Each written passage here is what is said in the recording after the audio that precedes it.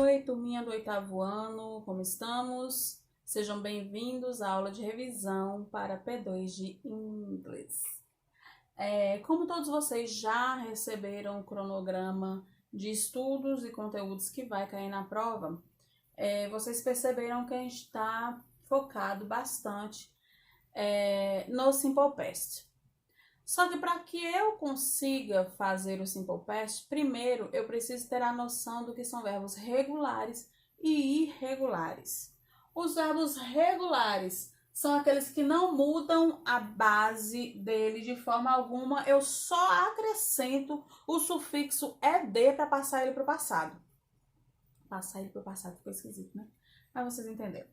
Então, os meus verbos regulares like,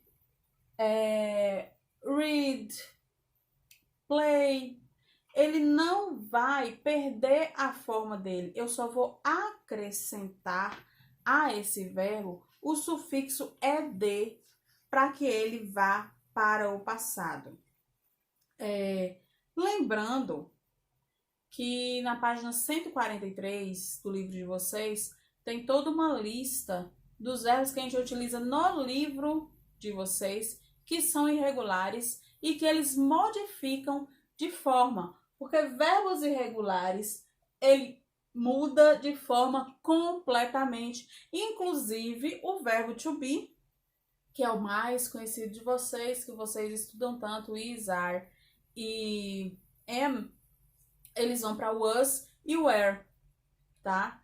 Então, foquem lá na página 143, todos os verbos que a gente utiliza no livro, nas atividades de vocês, estão lá, os que são irregulares, certinho? A professora, e os que não estão lá? Se não está lá, é porque é regular e eu só vou acrescentar o ed para passar esse verbo do presente para o passado. E aí a gente foca no Simple Past.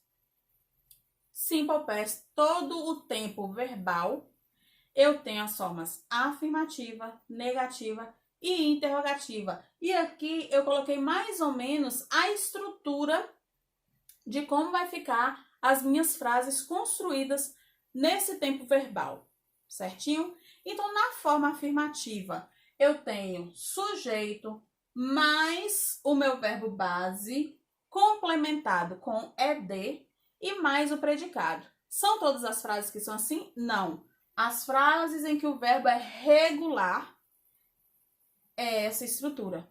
Porque eu tenho I like dogs. Like é um verbo regular. Eu só acrescento o ed. Então, ao invés de eu dizer I like dogs, eu digo I liked dogs. Então, eu gostei de cachorros, eu gostava lá bem antigamente, tá? Porque eu digo no passado. E aí, eu tenho uma segunda estrutura, que é quando o meu verbo é irregular, que vai ser sujeito mais verbo mais predicado. Porque esse mais verbo, não vou acrescentar ed, porque o meu verbo irregular, ele vai mudar de forma. Exemplo, I had a dog. Então, o had, ele vem do verbo have, que é ter ou existir, tá? Então, I have a dog. Se eu digo I have, eu tô dizendo que eu tenho. Mas quando eu digo I had, eu tô dizendo que eu tive. Eu tive um cachorro, tá? Eu tive ontem, que é yesterday. Eu tive last week, que é na semana passada. Last week, last year, no ano passado. Então, todas essas palavrinhas, elas me ajudam também a identificar que a minha frase, ela tá no Simple Past, tá? Lembre aí dessas palavrinhas. Yesterday, last week, last year, tá? E aí, quando eu saio da forma afirmativa, eu venho para a forma negativa. Eu vou dar uma negação. Lembra que no presente eu tenho lá o do ou don't, que são auxiliares que me ajudam a dar uma negativa, ou uma afirmativa, ou uma interrogativa. Então, quando eu vou para o Simple Past, eu vou fazer uso contínuo desse auxiliar. E aí, eu tenho na minha estrutura sujeito, mais auxiliar na negativa, mais o verbo e mais o predicado, que é o restante da minha frase. Então, ao invés de eu dizer I liked dogs, eu vou dizer I didn't like dogs. Eu uso o auxiliar didn't para dar uma negativa e eu retorno o verbo para a forma que ele tinha originalmente, tá? Então, ao invés de ser liked, eu retiro o ed do final, ele volta a ser like. E aí eu utilizo o auxiliar. I didn't like dogs. Eu não gostava de cachorro. Agora eu gosto, mas antes eu não gostava, tá? Repare que se eu tiver um verbo irregular, ele também vai voltar para a forma original dele, tá? Eu não escrevi aqui, porque, é claro, meu quadro é pequeno, mas a segunda frase que a gente tem com o verbo irregular, I had a dog. O que vai acontecer? I didn't have a dog. O had volta para a forma original have, e eu tenho I didn't have a dog. Certo? E aí nós vamos para a forma interrogativa. Forma interrogativa, eu mudo a minha estrutura. Ao invés do sujeito vir no começo da frase, ele vai para o meio. E eu pego o auxiliar. Repara aí que mudou. Eu não pego o verbo e coloco no começo, eu pego o auxiliar. Então, ao invés de ser didn't como na negativa, na interrogativa ele vai ter a forma did. Lembra que no presente eu uso do? Do you like cream cheese? Tô perguntando se você gosta. Só que no Simple Past eu tô perguntando se você gostou em algum momento, se você gostava, tá? Então, did you like dogs?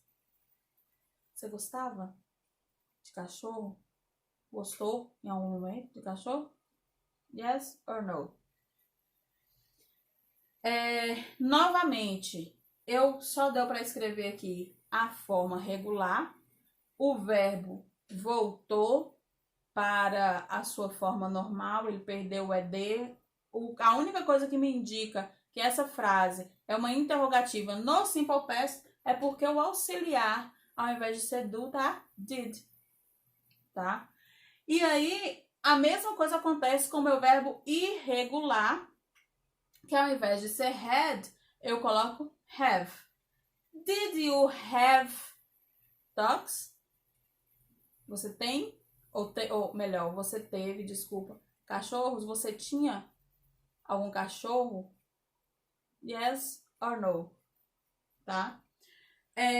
Reparem e foquem bastante no estudo dessa estruturação, porque tem uma questão, inclusive na prova de vocês, em que vocês devem passar a frase para negativa e para interrogativa, tá? E isso tem também no livro de vocês, nas últimas atividades que nós fizemos, desde a página 29, na página 28 e 29, isso dá bem focado. Então, voltem lá na página 28 e 29. E a página 34 também tem um pouquinho dessa estruturação de afirmativa, negativa e interrogativa. O conteúdo não está muito extenso, é basicamente isso que vai cair na prova de vocês. Ações praticadas: andar de bicicleta, correr, nadar. E aí esses verbos você vai ter que passar para o Simple Past. Certinho? Lembrem-se que a prova é de consulta, mas eu gostaria que fosse uma consulta ao material de vocês, ao livro de vocês, e não na internet. tá? Tem um textinho, assim como foi na P1, tem um textinho no começo para vocês traduzirem. Professora, como é que eu vou traduzir sem consultar na internet? Eu já dei para vocês o nome do aplicativo Duolingo, que ele funciona offline, pode ajudar vocês a traduzir o texto, ou o velho dicionário de inglês, aquilo que vocês acharem mais fácil. Certinho? Espero que vocês se deem muito bem. Bye, bye!